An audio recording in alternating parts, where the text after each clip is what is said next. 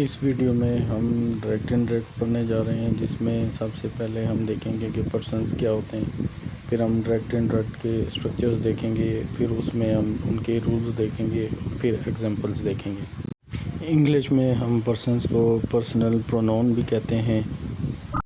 हमारे पास 3 किस्म के पर्सन्स होते हैं, फर्स्ट पर्सन, सेकंड पर्सन और थर्ड पर्सन।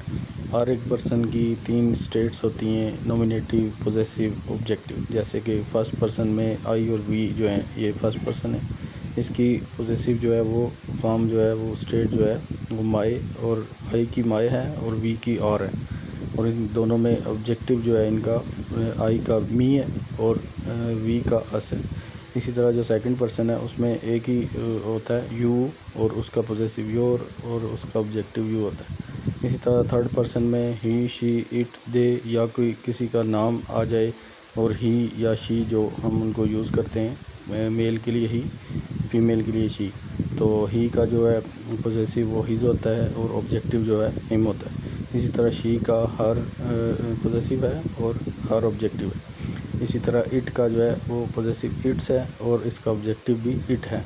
इसी तरह दे, उसका नॉमिनेटिव जो है वो दे है और उसका पोजेसिव देयर है और उसका ऑब्जेक्टिव जो है वो देम है।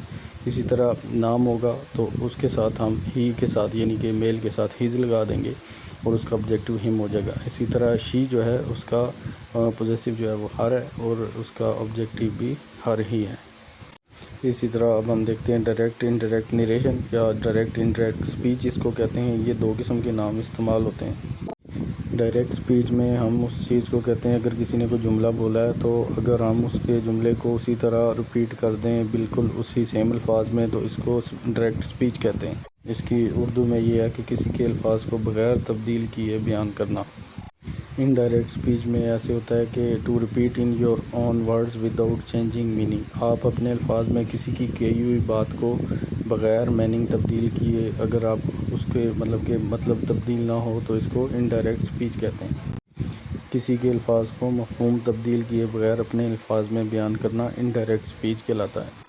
ये डायरेक्ट स्पीच की एग्जांपल है, जिसमें है ही सेज़, फिर कामा है, फिर इन्वर्टेड कामा के अंदर आई टेक टी है। इसका इनडायरेक्ट होगा he tells that he takes tea. ये हम एग्जांपल हमने देखी है, अभी हम इसको एक्सप्लेन करेंगे, इसके स्ट्रक्चर को, फिर स्टेप बाय स्टेप हम समझेंगे ये कैसे बना। जैसा कि ये ब्लू कलर में है, ही सेज़ कामा तक जो है ये आपको हमने हाईलाइट करके दिखाया। ये जो पार्ट है इसको रिपोर्टिंग स्पीच कहते हैं। जो भी कामा से पहले हमारे स्ट्रक्चर में जब भी कोई एग्जांपल आएगी तो कामा से पहले जो भी चीज़ होगी उसको हम रिपोर्टिंग स्पीच कहेंगे। इसके बाद जो सेकंड पार्ट है जिसको रेड में हाईलाइट किया गया है, इन्वर्टेड कामास के अंदर जो भी पार्ट होगा इसको हम रिपोर्टेड स्पीच कहेंगे। अभी तक हमने जो पढ़ा इसको हम थोड़ा सा रिकैप कर लेते हैं। सबसे पहले हमने पर्सन्स पढ़े। 3 किस्म के पर्सन्स होते हैं हमने डिफ़ाइन किया और तीनों इनकी स्टेट्स को डिफ़ाइन किया। फिर हमने डायरेक्ट स्पीच का स्ट्रक्चर देखा। हमने देखा कि डायरेक्ट स्पीच के दो हिस्से होते हैं। पहले हिस्से में कामा तक होता है और दूसरा हिस्सा जो इन्वर्टेड कामास के अंदर होता है। इनको हमने हाईलाइट किया ब्लू कलर से और रेड कलर से। जो पहला पार्ट है कामा से पहले उसको हम रिपोर्टिंग स्पीच कहते हैं, और जो सेकंड पार्ट है इन्वर्टेड कामास के अंदर उनको हम रिपोर्टेड स्पीच कहते हैं। यहाँ तक हमारी रिकैप होगी। अब हम नेक्स्ट देखते हैं। अब हम डायरेक्ट स्पीच में पर्सन्स के रूल्स देखेंगे कि कैसे रूल अप्लाई होते हैं। जैसा कि हमने पहले भी बताया कि फर्स्ट पार्ट का जो कामा से पहले होता है उसको रिपोर्टिंग स्पीच कहते हैं, और जो सेकंड पार्ट होता है उसको हम रिपोर्टेड स्पीच कहते हैं। अब अगर रिपोर्टेड स्पीच जो कि सेकंड पार्ट है उसमें अगर फर्स्ट पर्सन आ जाए तो वो रिपोर्टिंग स्पीच के सब्जेक्ट के लिहाज से चेंज होगा। इसी तरह रिपोर्टेड स्पीच में अगर सेकंड पर्सन आ जाए तो वो रिपोर्टिंग स्पीच में मौजूद ऑब्जेक्ट के लिहाज से चेंज होगा। थर्ड पर्सन जो है वो बिल्कुल भी चेंज नहीं होगा। जो हेल्पिंग वर्ब्स हैं जैसे इज़, एम, आर, वाज, वर वगैरह हैं, तो ये जो है वो पर्सन्स के लिहाज से चेंज होंगे। ठीक है, जैसे ही इज़ होता है, आई एम होता है, वी आर होता है, इसी तरह सारे अपने पर्सन्स के लिहाज से चेंज होंगे। यहाँ पे हम थोड़ा सा ब्रेक लेंगे कि रिकैप कर लेते हैं। हमने अभी रिसेंटली पर्सन्स की कन्वर्जन पढ़ी हैं। जैसे कि रिपोर्टेड स्पीच का फर्स्ट पर्सन जो है वो रिपोर्टिंग स्पीच के सब्जेक्ट के लिहाज से चेंज होगा, और जो सेकंड पर्सन रिपोर्टेड स्पीच का है वो रिपोर्टिंग स्पीच के ऑब्जेक्ट के लिहाज से चेंज होगा। इसी तरह जो है थर्ड पर्सन वो कभी भी चेंज नहीं होगा। हेल्पिंग वर्ब्स जो हैं वो पर्सन्स के लिहाज से चेंज होंगे। अब हम इसमें मज़ीद रूल्स भी देखते हैं। जो रिपोर्टिंग स्पीच के बाद कामा आता है उसको दैट के साथ रिप्लेस करना है। इसी तरह से टू या सेज टू टेल या टेल्स की में चेंज हो जाएगा। इसी तरह सेड टू को टोल्ड में चेंज कर देंगे।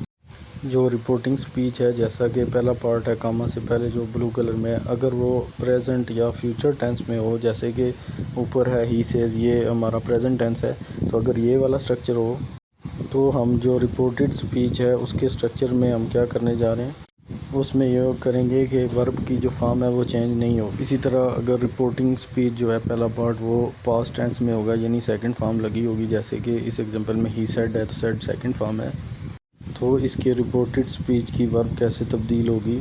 अगर रिपोर्टेड स्पीच में फर्स्ट फॉर्म है वर्ब की तो उसको हमने सेकंड फॉर्म में तब्दील कर देना है। इसी तरह अगर वर्ब की सेकंड फॉर्म मौजूद है रिपोर्टेड स्पीच में तो उसको हम हैड लगा के वर्ब की थर्ड फॉर्म लगा देंगे। इसी तरह अगर हमारे पास डायरेक्ट सेंटेंस जो है वो ऐसा आ जाता है कि जिसमें कोई यूनिवर्सल ट्रूथ है, जैसा कि इसमें लिखा हुआ he said Allah is one, Allah is one यानी अल्लाह एक है, तो ये हमेशा अल्लाह एक ही रहेगा, सूरज मशरिक़ से निकलता है। इस तरह के अगर सेंटेंसेस कोई आ जाते हैं तो वो बड़े आसान है। इसमें हम क्या करते हैं कि कामा को हटा के सिर्फ दैट लिख देते हैं, बाकी सेंटेंस वैसा ही रहता है। जैसा कि हम एग्जांपल में देखते हैं he said Allah is one, ये हमारे पास डायरेक्ट स्पीच था, हमने क्या किया सिर्फ और सिर्फ दैट लगाया, कामास वगैरह हटा दिए, he said that Allah is one, बाकी सेंटेंस वही रहा, दैट का इजाफा किया। अभी हमने जो पढ़ा उसको थोड़ा सा रिकैप कर लेते हैं। हमने पढ़ा कि रिपोर्टिंग स्पीच के बाद जो कामा आता है उसको दैट में कन्वर्ट करते हैं, से टू या सेज टू को टेल या टेल्स में, और सेड टू को टोल्ड में। इसी तरह अगर रिपोर्टिंग स्पीच जो है वो ब्लू वाला पार्ट जो है पहला पार्ट वो अगर प्रेजेंट या फ्यूचर टेंस में होगा तो रिपोर्टेड स्पीच का कोई भी वर्ब चेंज नहीं होगा। इसी तरह अगर रिपोर्टिंग स्पीच जो है पास्ट टेंस में है तो तीन किस्म की तब्दीलियाँ आ सकती हैं। अगर रिपोर्टेड स्पीच में वर्ब की फर्स्ट फॉर्म लगी हुई है तो उसको हम सेकंड में तब्दील कर देंगे, अगर सेकंड फॉर्म लगी हुई है तो उसको हम हैड लगा के थर्ड फॉर्म में तब्दील कर देंगे। अगर हमारे पास यूनिवर्सल ट्रूथ आ जाता है तो सिर्फ और सिर्फ हम दैट लगाएंगे, बाकी सेंटेंस वही रहेगा। आज के लिए बस इतना ही, मिलते हैं नेक्स्ट पार्ट के साथ।